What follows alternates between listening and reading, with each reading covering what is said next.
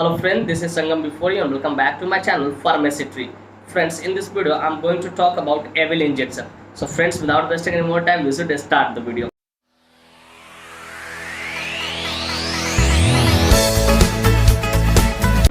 Friends, video को शुरू करने से पहले कुछ बातें मैं यहाँ पे शेयर करना चाहूँगा जो कि आपके लिए एक तरह से वार्निंग है। फ्रेंड्स, यह वीडियो सिर्फ जानकारी के उद्देश्य से बनाई जा रही है। इस वीडियो को देखने के बाद कोई भी दवा आप खुद से न लें। Actually I don't support self medication at all. So before taking any medicine you must consult your doctor. कोई भी दवा लेने से पहले आप अपने डॉक्टर से जरूर कंसल्ट करें। तो फ्रेंड्स, चलिए वीडियो की शुरुआत करते हैं। फ्रेंड्स, आज का हमारा टॉपिक है एविल इंजेक्शन। फ्रेंड्स, यह इंजेक्शन बहुत ही ज़्यादा पॉपुलर है। इसका इस्तेमाल एंटी हिस्टामिन के तौर पे किया जाता है। फ्रेंड्स, एंटी हिस्टामिन को मैं आगे चल के डिफाइन करूंगा क्या होता है क्या नहीं, वो मैं आपको समझाऊंगा मोड ऑफ एक्शन में, ठीक है। तो फ्रेंड्स, चलिए बात करते हैं कौन सी कंपनी इसको मैन्युफैक्चर करती है, क्या इसके अंदर मॉलिक्यूल्स पाए जाते हैं, क्या इसकी यूसेज होते हैं, क्या इसके साइड इफेक्ट्स होते हैं, क्या इसके कंट्राइंडिकेशन, इन सारी बातों को समझेंगे हम इस वीडियो में डिटेल से। तो फ्रेंड्स, सबसे पहले हम लोग ये समझना चाहेंगे कि कौन सी कंपनी इसको मैन्युफैक्चर करती है। तो फ्रेंड्स, इस इंजेक्शन को Sanofi India limited pharmaceutical industry द्वारा मैन्युफैक्चर किया था। Friends, this injection is basically manufactured by Sanofi India limited pharmaceutical industry. ये Sanofi India limited pharmaceutical industry द्वारा मैन्युफैक्चर किया था। फ्रेंड्स, इसके टैबलेट भी आते हैं, इंजेक्शन में डोज आते हैं, वायल भी आते हैं और एम्प्यूल भी आते हैं, लेकिन बेसिकली मैं यहाँ बात कर रहा हूँ एम्प्यूल के बारे में। फ्रेंड्स, एम्प्यूल 2 ml का होता है जिसकी कीमत लगभग आपको मार्केट में 4 से 5 रुपए के आसपास में आ जाएगी। और ये सिंगल डोजेज पर्पस होता है कि आप इसका एक ही बार में इस्तेमाल कर सकते हैं, बार बार नहीं कर सकते। जबकि वायल मल्टी डोजेज पर्पस होता है जिसका इस्तेमाल आप अपने जरूरत के अनुसार थोड़ा सा 2-2 ml निकाल कर 2 ml सिरिंज में डिस्पोजल में भर के आप इस्तेमाल कर सकते हैं इसका, ठीक है। तो फ्रेंड्स, याद रखिएगा कि एम्प्यूल सिंगल डोजेज होते हैं और वायल मल्टी डोजेज पर्पस होते हैं। तो फ्रेंड्स, अब चलिए हम बात करना चाहेंगे कौन सा मॉलिक्यूल्स इसके अंदर पाया था, इस इंजेक्शन के अंदर कौन सा मॉलिक्यूल्स पाया था, which molecules is found in this injection. तो फ्रेंड्स, इस इंजेक्शन के अंदर फेनिरामाइन मैलेट मॉलिक्यूल्स पाया जाता है जो कि एंटी हिस्टामिन होता है। अब यहाँ पे मैं क्लियर कर देना चाहूँगा एंटी हिस्टामिन क्या होता है। फ्रेंड्स, एंटी हिस्टामिन हमारे शरीर में जगह जगह पे हिस्टामिन होता है। जब हमारा शरीर किसी चीज़ से एलर्जी होता है, जैसे धूल कण, गंदी खाना, गंदी जगह पर रहना, नाली के पानी, अगर किसी चीज़ से इन्फेक्शन, इसमें किसी चीज़ से एलर्जी होता है तो हमारा जो शरीर तो फिर क्या होता है, रेड रैशेस बन जाता है। वो हिस्टामिन को रिलीज करना शुरू करता है और जैसे हिस्टामिन को रिलीज करेगा हमारे शरीर पे क्या होगा, बॉडी पे रेड रैशेस बनना शुरू हो जाएंगे। तो जो हिस्टामिन को ब्लॉक करने का काम करे उसे एंटी हिस्टामिन कहते हैं। तो फ्रेंड्स, अब मैं उम्मीद करता हूँ एंटी हिस्टामिन आपको समझ में अच्छे से आ गया हो। तो फ्रेंड्स, अब चलिए बात करना चाहेंगे इसका मोड ऑफ एक्शन क्या होता है। तो फ्रेंड्स, हमारे बॉडी में जगह जगह पर हिस्टामिन पाए जाते हैं, ठीक है। जब हमारा शरीर किसी चीज़ से एलर्जी होता है, एलर्जिक होता है, हो जाता है, ठीक है, एलर्जी से ग्रसित होता है या प्रिय होता है तो हिस्टामिन रिलीज करना शुरू कर देता है, ठीक है। तब ये जाके क्या करता है, हिस्टामिन को ब्लॉक करने का काम करता है एंटी हिस्टामिन, मतलब एविल इंजेक्शन।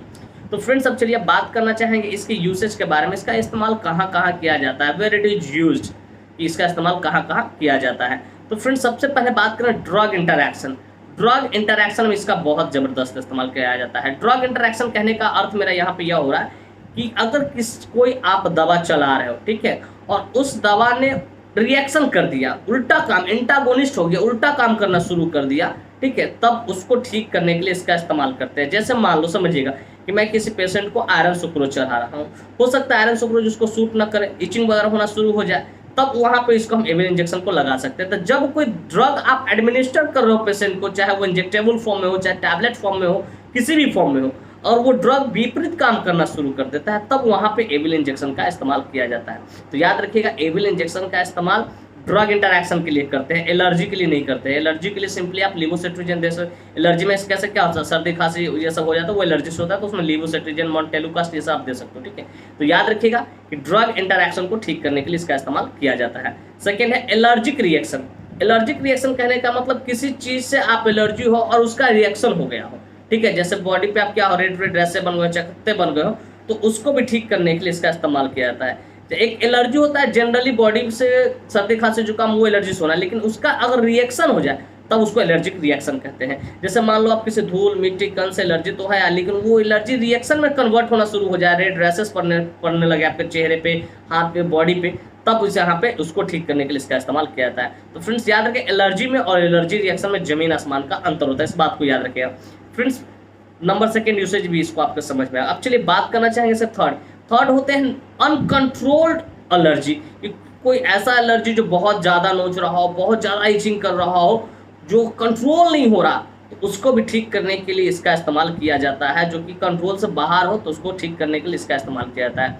तो फ्रेंड्स मैं उम्मीद करता हूँ कि नंबर 3 एग्जाम्पल भी आपको समझ में आएगा। फ्रेंड्स कुछ बातें मैं यहाँ पे नॉलेज के तौर पे, जानकारी के तौर पे आपसे शेयर करना चाहूँगा।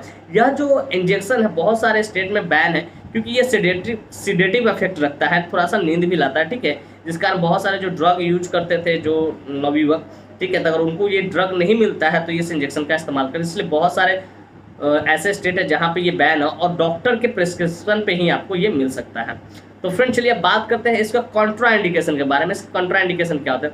फ्रेंड्स किसी भी मेडिसिन का कॉन्ट्राइंडिकेशन जानना या इंजेक्शन का कॉन्ट्राइंडिकेशन जानना बहुत जरूरी है, क्योंकि एडमिनिस्टर करना तो आसान है, लेकिन कॉन्ट्राइंडिकेशन आप नहीं जानोगे तो पेशेंट की जान तक भी जा सकती है। तो फ्रेंड्स चलिए सबसे पहले बात करना चाहेंगे हम लोग कॉन्ट्राइंडिकेशन में अल्कोहल। अगर किसी व्यक्ति ने अल्कोहल का सेवन कर रखा है तो उस व्यक्ति को आप यह इंजेक्शन न लगाएं। एकदम सख्त मैं बोल रहा हूँ, उस व्यक्ति को इंजेक्शन आप न लगाएं। दूसरा है कि अगर कोई पेशेंट हार्ट रिलेटेड डिजीज से सफर कर रहा है, आप पेशेंट की हिस्ट्री पहले जान लीजिएगा, ठीक है, इस इंजेक्शन को लगाने से पहले। हार्ट रिलेटेड डिजीज से सफर कर रहा है तो उसको भी आप इस इंजेक्शन का इस्तेमाल ना करें, उसे इंजेक्ट ना करें। थर्ड है ग्लूकोमा। अगर कोई व्यक्ति ग्लूकोमा से सफर कर रहा है, ग्लूकोमा एक आँख की डिजीज होती है, उस पर मैं कभी अलग से वीडियो बना दूंगा, ठीक है। तो उससे अगर कोई सफर कर रहा है, ग्लूकोमा, ट्रेकोमा, एंगुलर कंजक्टिवाइटिस, ये सब आई रिलेटेड डिजीज, ठीक है, उस पर मैं कभी अलग से वीडियो। तो ग्लूकोमा से अगर कोई सफर कर रहा है कोई पेशेंट, तो उसको भी आप यह इंजेक्शन न लगाएं। तो नंबर 4 है breast feeding mother. Breast feeding mother को भी ये इंजेक्शन नहीं लगाना है आपको। तो फ्रेंड्स मैं उम्मीद करता हूँ 4 इसके कॉन्ट्राइंडिकेशन आपको समझ में आ गया। पहला मैंने बताया अल्कोहल, दूसरा मैंने बताया कि अगर कोई हार्ट रिलेटेड डिजीज से सफर करा उसे नहीं लगाना है, थर्ड मैंने बताया ग्लूकोमा, और फोर्थ मैंने बताया आपको breast feeding mother. Breast feeding mother कहने का मतलब ये हो रहा है मेरा, अगर कोई लेडी या वुमन, किसी महिला अपने बच्चे को स्तनपान कराती है, दूध पिलाती है, तो उसे आपको ये इंजेक्शन नहीं लगाना है, क्योंकि ये सारे इसके कंट्राइंडिकेशन होते हैं, इन व्यक्ति को नहीं लगाना है आपको। तो फ्रेंड्स मैं उम्मीद करता हूँ कि आपको कंट्राइंडिकेशन भी इसके अच्छे से समझ में आएगा। अब चलिए बात करना चाहेंगे इसके साइड इफेक्ट्स क्या होता है। हर मेडिसिन का कुछ ना कुछ साइड इफेक्ट्स होता है, इसी तरह ठीक उसी प्रकार इस इंजेक्शन का भी कुछ साइड इफेक्ट्स है।